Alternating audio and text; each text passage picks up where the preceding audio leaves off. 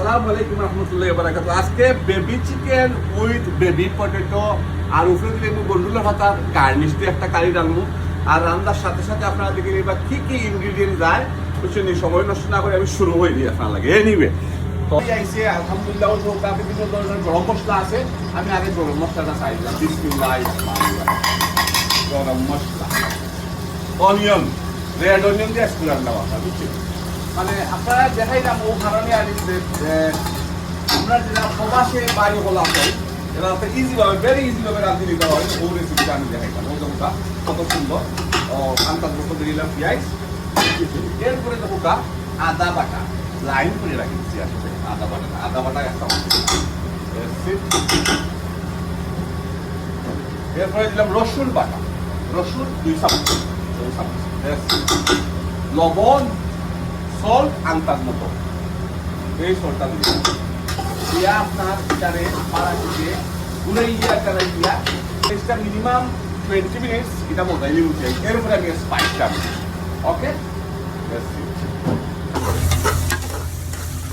Wow, excellent, beautiful, fantastic, looking delicious. আর ফ্লেশটা দিলাম ওখানে 15 মিনিট হয়ে গেছে। ফ্রেশটা 15 থেকে 20 মিনিট হয়ে গেছে। ফ্রেশটা মজা এবার লাগিয়ে রাখছিলাম।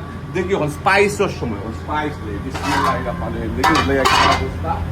ওয়াও, ওই তো শুনুন পেঁয়াজটা মজিয়া ওই যে তেলটা বাড়ে গেছে। যখন মনে করবা উপরে যে তেল বাড়ে গেছে, এর মানে পেঁয়াজ মজি গেছে। কেন স্পাইস দিলে, স্পাইসটা আন্দাজ মতো জিরা, অল্প করে জিরা দিলেই এরপর আন্দাজ মতো কোরিয়েন্ডার পাউডার তা আন্দাজ করে দিলেই আমরা, বুঝছি না? আন্দাজ হয়ে গেছে, রানতে রানতে আন্দাজ হয়ে গেছে, বুঝছেন? মনে হল ও চামচে ওভাবে একটা আন্দাজ করে দিতে আছে, বুঝছেন? কোরিয়েন্ডার এসছি, একটু হলদি পাউডার। হট ওই লোকে আপনার ওই লোকে ডিপেন্ড করে খেয়ে কীভাবে হট খায় না খায়। আমরা একটু জাল বেশি খাই, এর লাগি ও মরিচটা আমি দিলাই। এটারে কিনা করবো আমি আপনার আরো মিনিমাম আরো 10 থেকে 15 মিনিট এই মশলা করে মজাইয়া করে আপনার baby chicken and baby potato side ঘুরিয়ে রাখি দিই। Wow, excellent, beautiful. দেখুক আমার কালারটা কত সুন্দর হয়েছে, নাইস লাগে। একটু সামনে ভাঙ্গা দেখাই। ও এক্সেলেন্ট। এখন কিন্তু আমার যে বেবি চিকেন আর বেবি পটেটো আছে, ওটাতে আমি সাইড দিই। বিসমিল্লাহির রহমানির রহিম। নাইস করে সাইড। Wow, excellent. হ্যাঁ, ও দেখায়নি কত সুন্দর চিকেন কারি রান্নাম তোমার লাগে, বুঝছেন? রান্ধি না স্টাফ কাজ, বুঝছেন? দেখায় না কত সুন্দর, এক্সেলেন্ট, বিউটিফুল। ওয়াও, দুই দিন today and tomorrow, today dinner. দেখায় না কত সুন্দর, এক্সেলেন্ট, ওয়াও ওয়াও ওয়াও।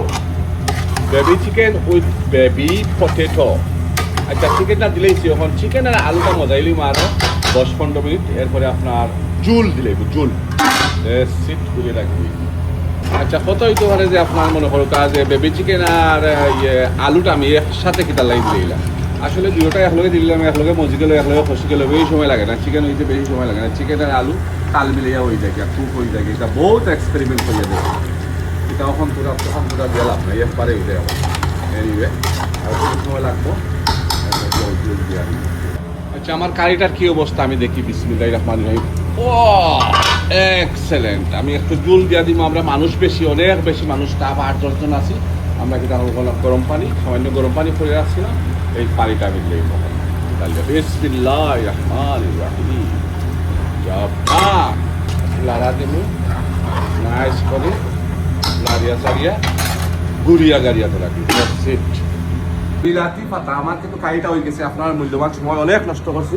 তখন কিন্তু আমি একটু গার্নিশ দিই আমার কারির মাঝে। অলরেডি এটা কাটিয়ে নাইস করে কুচি করে কাটি দিন। চেষ্টা করে কাটে দিবা। এগুলো বন্ডুলের কথা আপনারা পাইলে ভাইবা হালাল সপো দিশা খানো ভাইবা। আমি পাইলিছি অবশ্য আমার এক ভাই দোকানত, ছোটো ভাই হালাল ছোটো মোটা দোকান আছে। আমরা টাউনত তো বড় হালাল দোকান নাই, ছোটো এক দোকান আছে, দোকানের মাঝে খাওয়া যায়। সো আমি কারিটা আমি দেখিলে কিতা অবস্থা। চামচ খান কিতা করলাম দোকানে, যাই হোক এক্সেলেন্ট, খুব সুন্দর একটা কালার আইছে, বুঝছেন? তো আমি এই বিলাতি পাতাটা আমি ওটা দিয়ে আমি গার্নিশ দিই, সাইডও গালা পাই নাইস। এক্সেলেন্ট ওয়াও তখন যখন থেকে আমার এটা বন্ধ হয়ে গেল আমি একটু জুল জুল রাখছি বিকজ অফ আমরা মানুষ বেশি তো জানি